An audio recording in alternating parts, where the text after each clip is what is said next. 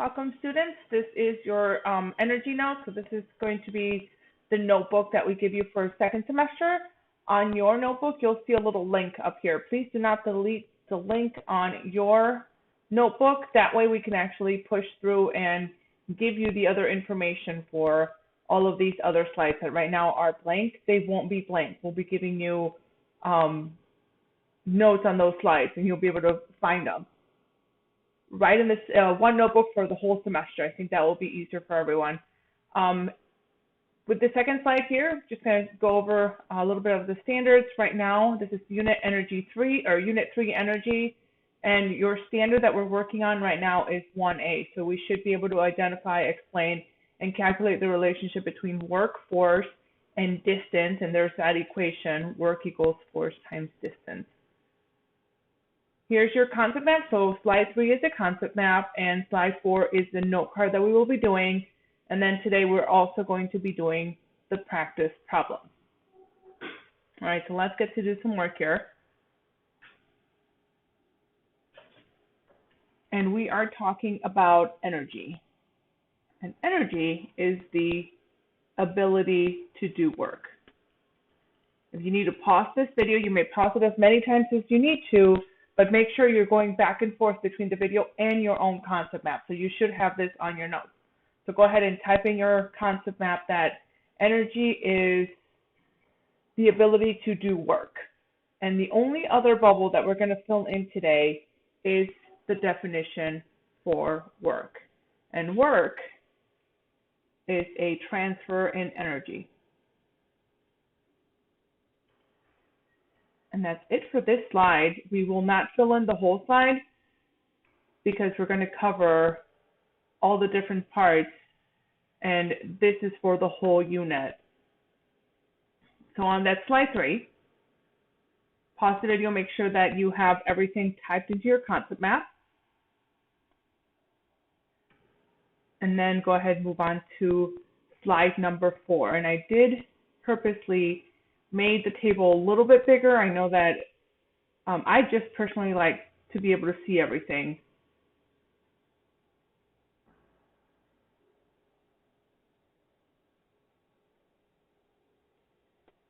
So here are our formulas, and right now we're only going to concentrate on the left-hand side here where it says work equals force times distance, and work equals a change in energy, which that's what this triangle means. So it's a transfer in energy, and we'll talk about what that means in a second. So we're on the table. We're going to fill this out. So the symbol for work is W. And again, work is an energy transfer in energy. And the unit for work is joules. So this is a new unit for you, Joules, and abbreviation, you could just use J. So if you wanted to just use J, you don't have to write joules every time. So how do we transfer energy? Well, there's two things in order to transfer energy, and if you look at the equation, it says force times distance. So force, the symbol for force is F. And force, from last semester, we remember that it's a push or pull. So in order to do some work, you need to push or pull something, and that is measured in newtons. And there. Yes, you could still use just N. And here's the trick part between work. If you are not moving a distance, so lowercase d for distance, if you are not moving a distance, then you're not doing any work, right? So the force that you are applying has to move the object that you're trying to move some type of distance. And then distance is how far something moves. How far something moves. And that is measured in meters. So again, big hint, in order to do work, you must move a distance. If you don't move a distance with the force that you are applying, then you did not do any work. For example, if you are pushing on a wall, but the wall does not move, then you've done no work. because that object did not move. But if you're moving a desk and it moves 10 meters, then you've done some work because the force that you applied moved the object. All right, so hit pause, make sure that you have entered all of the information for work, force, and distance. And the next thing we're going to do some practice problem with work, force, and distance.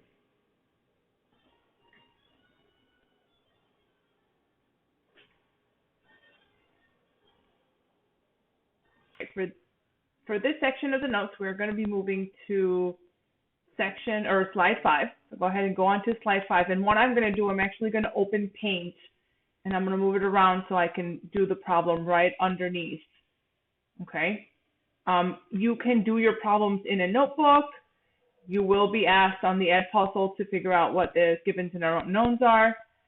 But I do recommend, or you should be, writing these down on your notebook for reference. So let's go ahead and read the problem real quick. Problem number 1, Amy uses 20 newtons of force to push a lawnmower 10 meters. How much work does she do? So go ahead and first thing you're going to do is list givens and unknowns. So again, back to this process, and I know right now, oh, this seems really simple, but the problems are going to get more complicated. So you want to make sure that you can do this process. Okay? I must use purple for problem 1. All right, so again, problem number 1, givens and unknowns, is the first thing that we're going to worry about. So givens and unknowns. Just a reminder of what GESS stands for. E stands for the equation we're going to use. Right now, we really have just given you one equation, and then SS for substitute and solve. So givens and unknowns here, you're going to look at Amy uses 20 newtons of force. So I would go back to my note card if I need to reference the note card and say, okay, so which one of these is in newtons? Here it is. Force is in newtons, so that's what's given to me there.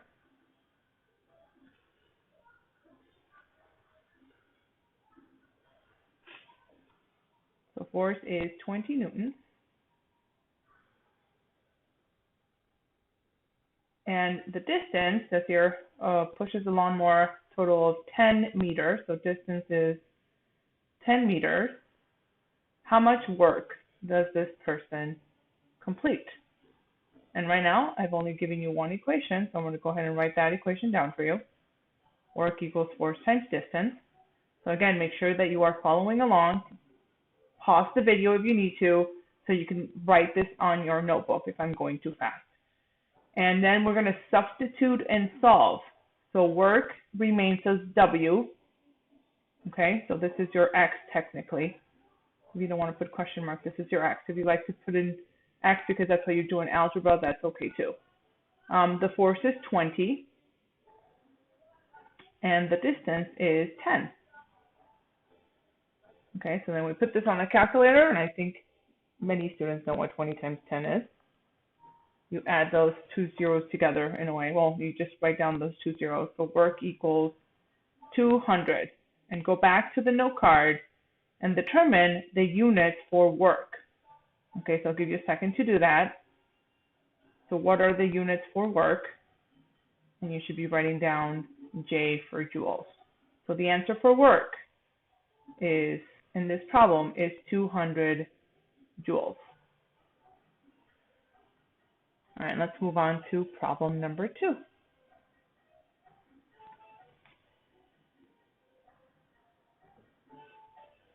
Now let's, moving on to problem 2, Tommy does 15 joules of work to push the pencil over 1 meter. How much force did he use? So again, you're listing everything, so write givens and unknowns for problem 2. Problem 2, givens and unknowns. We have 15 joules, so go back to the note card and write down what does joule stand for. So we have work is 15 joules. And then go back to the note card and tell me, what does 1 meter represent? Okay, so we have distance is 1 meter. And how much force did this person do? So write force, and then this is your unknown. So this stays as F, because that's what we're going to be looking for.